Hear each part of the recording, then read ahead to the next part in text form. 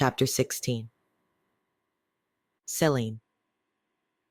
Sean and Veronica remained quiet on the drive back to Minneapolis, their eyes concentrated on the scenery rather than talking about what she planned to do.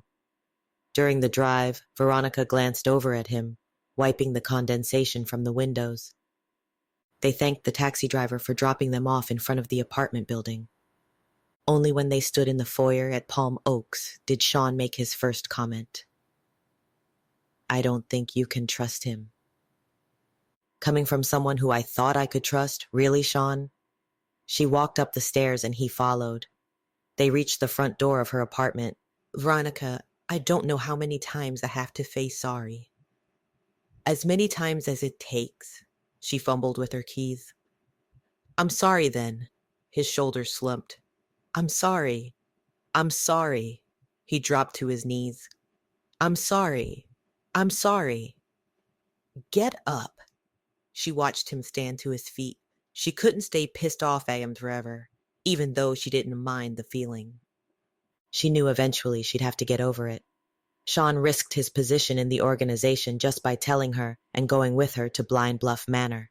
"I mean it. I'm sorry." "I know, but you have to understand where I'm coming from." "I do." "So you know I have to go back to that sepulcher alone." He looked at her uncertainly. Veronica didn't know either, but she wasn't ready to give up, just yet. She anxiously wanted to meet with Nathan again, to find out what more information he knew. They heard Murphy's door slowly open. "Hey!" Murphy's eyes moved to Sean. "Hey, Murphy." Veronica managed to find the right key, gently placing it into the lock. "Are you still up for tonight?" He opened his door further. Veronica had forgotten again. She caught herself, careful not to trip over any words she was about to exert. He stood in his doorway, revealing his new look. He had cut his black hair short into a buzz cut. He straightened his silver silk shirt and swiped the lint off his ironed blue jeans. His dark dress shoes gleamed in the dim light of the hallway. He looked like a corporate hedgehog than anything. She turned the key, unlocking the door, and watching Sean, who wasn't worried about her predicament, walk into the living room. "Yeah, I'm still up for tonight. What time did we agree on?" "We didn't really agree on a time. Maybe 7 or 8 or whenever you're ready?" Murphy smiled back. "It's only about 4:45, but I like to get ready early anyway." "All right." She stepped into the apartment. "I'll be over at 7. "Cool. See you then." She slowly closed the door and turned back to Sean.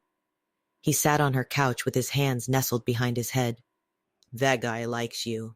His snippy comment followed his quick giggle. "Do you like him?" "I can't believe I almost forgot again." She walked over to the couch. "Well, I can." He moved over, making room for her to sit. "We just came from Nathan's. The last thing on your mind would be some date with a college weirdo." "He's not weird," she defended him. "Well, not really. He's kind of cute." "No, he's weird," he repeated. "Oh, come on. The guy seems to always know when you come home. Every time you take out your keys to get into your apartment, he's right there, opening his door, trying to make conversation." "That's a weirdo," Sean smiled. "Or a stalker." "That's not funny." She jokingly slapped him on his arm. "I'm not trying to be funny. I'm just stating the obvious facts." He placed his arm around her and carefully kissed her forehead. "Are you gonna go?" "Yeah." "You sure?" "Yeah, I need a break." "Well, I'll be here when you get back. I might even raid your kitchen if I manage to gather enough energy to do so." He leaned his head back, staring at the ceiling. "If you aren't, you can call me or message me if your date ends up being horrific." Veronica slapped him again on his chest. "You're bad." She looked up at him and he snittered. "Yeah, I know." The smile disappeared from his face, replaced by worry. "If you want, I can also email Kenneth and lie and let him know that you've turned your search toward the sanctuary fires." She smiled briefly at his attempt to mend their friendship. This time, she didn't think twice about trusting him. She hoped, for his sake, that he'd follow through. "Yeah, that worked," she replied. "That should get him off my back for a day or so." Sean nodded. "I was supposed to check in a hotel instead of staying here. I think they're on to me already." Sean remained on the couch with his head tilted to the ceiling. He couldn't sleep, nor did he want to. There was too much commotion occurring on the street below. Groups of drunken teens walked by Palm Oaks, screaming at one another in mid-conversation. The noise of a police siren in the distance was followed by the blaring horn of a fire truck. When the noises finally subsided, the apartment went silent. He didn't bother to turn on the television or browse the internet. He had to do something to make things right between himself and Veronica. He didn't know what that was just yet. He knew how to start it. He could explain everything to her from here on out, no lies. But fearing what the Brotherhood would do to him stopped him. It was a no-no to disobey rules, and it meant being ejected from the organization. Or worse. Sure, he was told of researchers who disappeared after being caught, but he assumed they were kicked out after being reprimanded.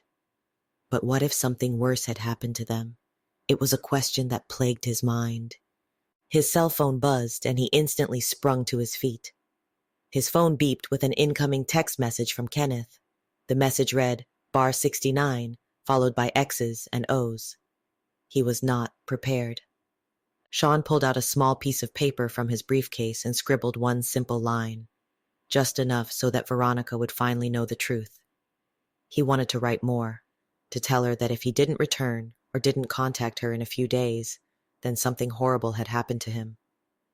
He didn't expect any sympathy from her, and he also wasn't expecting her to forgive him that easily.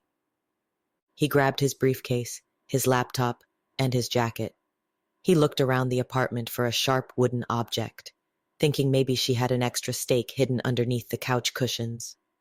Unable to find anything, he grabbed a knife from the kitchen, and without looking back, he left her apartment and walked down the street toward the bar. During his walk, he played the upcoming scenario in his mind. He expected Kenneth to be at the bar, with researchers in tow. Kenneth would question why he refused to obey Mr. Austin's orders, by escorting Veronica to Blind Bluff Manor, by refusing to leave her apartment and check into the Gathwaite Hotel, and obtaining more documents. Then Kenneth would blurt out what part of the Brotherhood oath Sean had broken. To be taken off his assignment, the researchers would surround him and escort him back to their hotel to be processed before being put on a plane back to San Diego. But Sean already decided that he wasn't going to go willingly, which would make the meeting less than joyous. Breaking the Brotherhood oath was the lowest level any researcher could achieve. However, it was also the easiest thing to accomplish as a researcher. Just by saying no meant risking any advancement in the organization. Sean knew at an early age that he'd break at least the oath. To follow and obey the commands of your superiors under all costs. But what sane human being would follow any orders so blindly? Question authority. That was one law that he held dear to his heart. Sean also didn't understand why Kenneth chose the bar rather than their hotel room for this meeting. A bar wasn't a typical Brotherhood meeting place, especially in a city teeming with Deamhan. He reached into the pocket of his jeans to double-check the knife. The dull blade ran against his fingers, but he hoped it wouldn't fail him if he needed it for protection. He crossed the street at a busy intersection, near a group of teenagers at a bus shelter, frolicking on their skateboards. He passed them and whispered a muted greeting, but they didn't answer back. He approached the bar and slowly reached for the door handle. He opened the door, hearing the sound of a football game blaring over the muted sound of music coming from the jukebox. Stacked chairs lined the walls of the empty bar.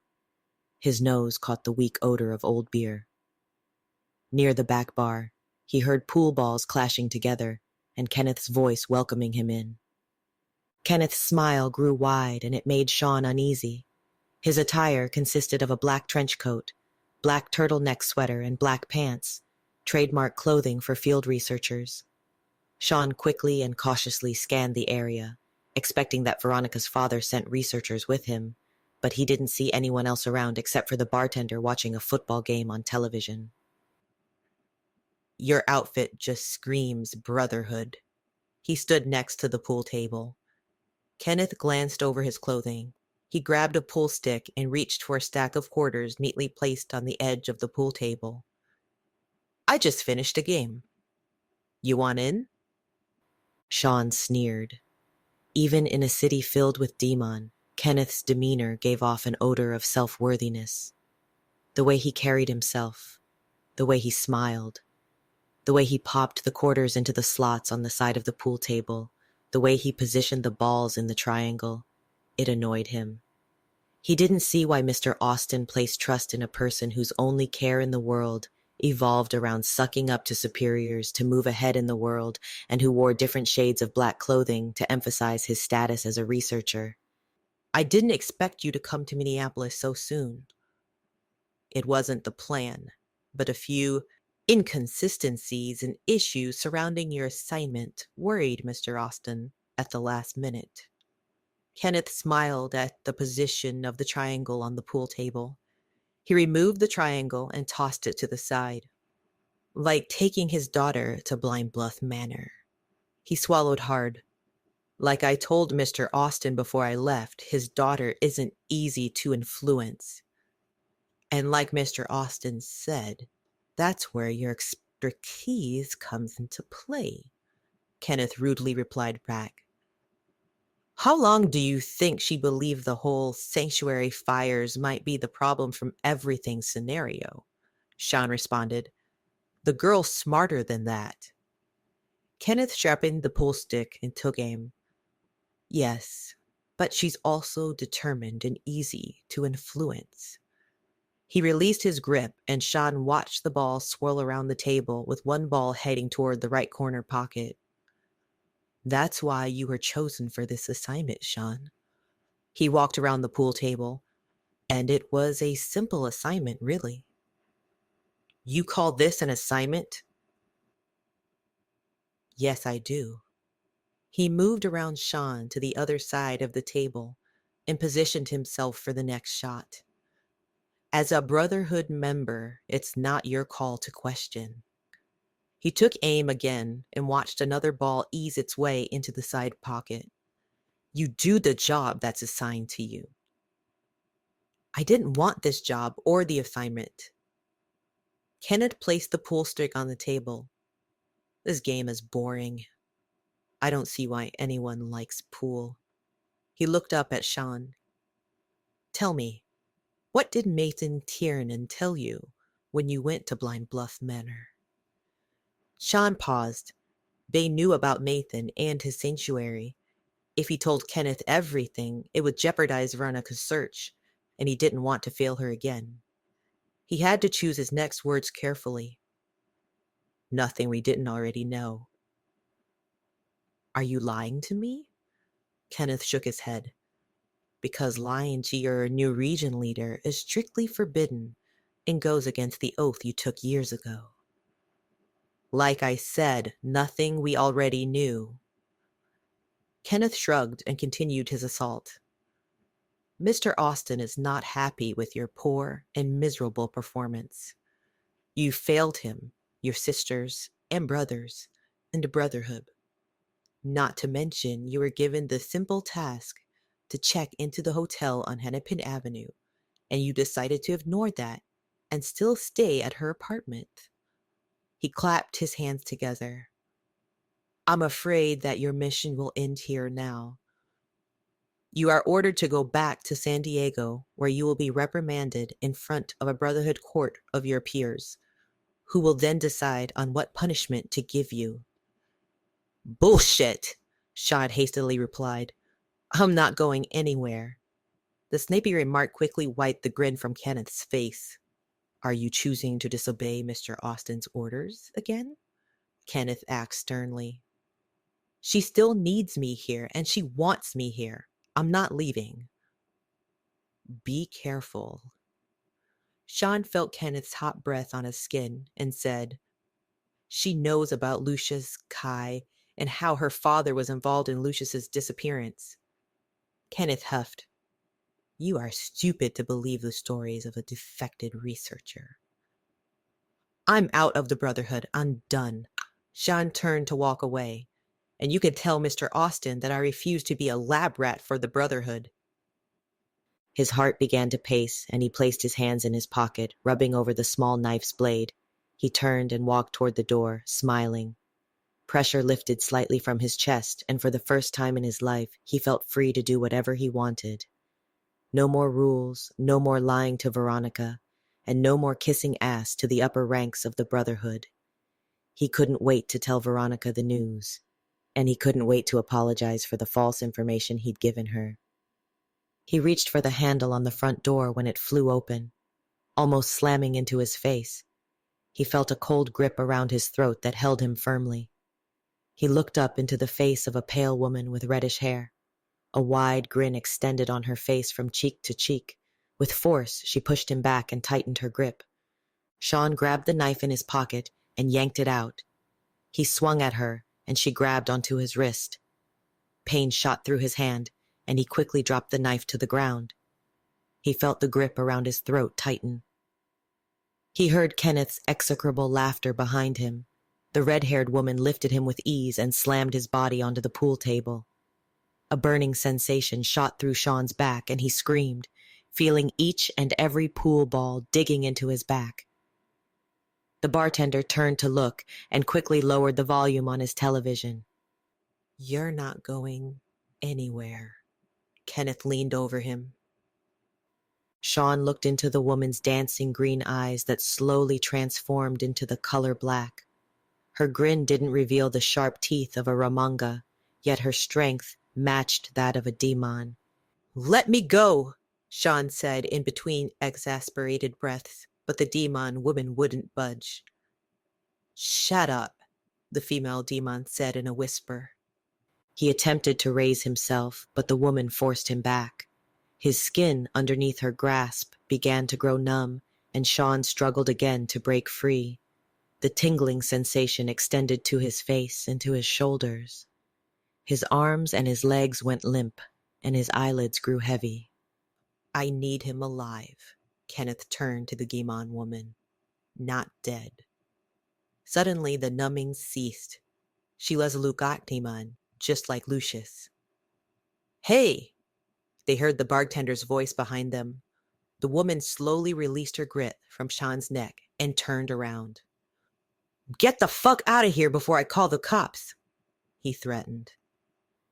Sean watched helplessly as the woman reached for a pool stick, and without any effort, she thrust the end into the bartender's stomach. His eyes bulged, and he wrapped his arm around the pool stick. Blood poured from his mouth, and he struggled to stay on his feet before falling to the floor. Afterward, the female Deamhan kicked the corpse. What? You're going to kill me now? Sean slowly backed away from her.